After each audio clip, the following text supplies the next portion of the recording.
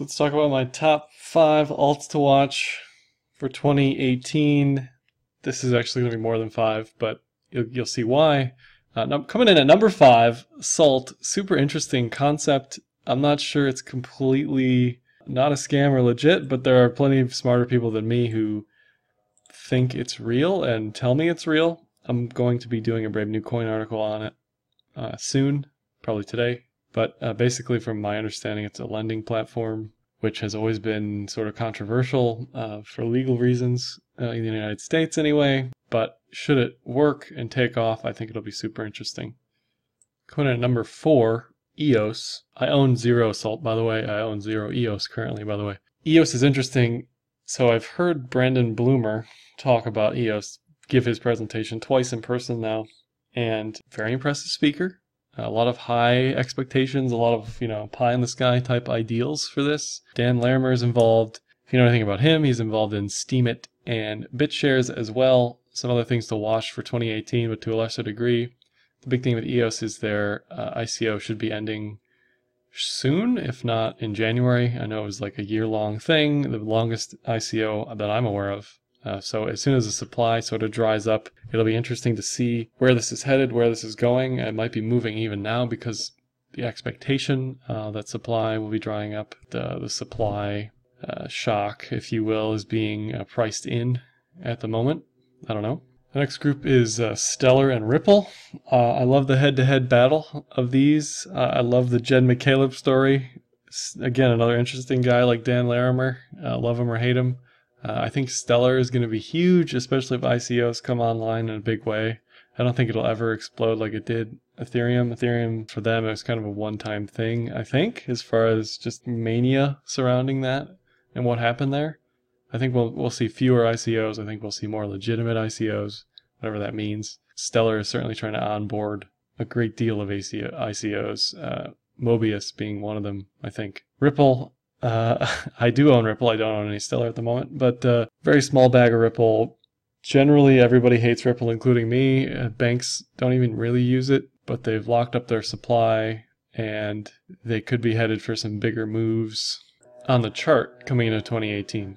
Next to Ethereum Classic. Again, Ethereum, the chart still looks great for up throughout 2018 into 700, 800 on the USD side. It's really getting wrecked on the ratio. I'd expect that to attempt to recover. Ethereum's kind of graduated from an alt. It's got CryptoKitties now, and no one else really has that. So the use cases are mounting daily for Ethereum. Ethereum Classic is interesting, mainly because it's Berry Coin and DCG Coin, and they're going to pump the ever-living crap out of that coin just based on that, not trading advice. But that's my personal view.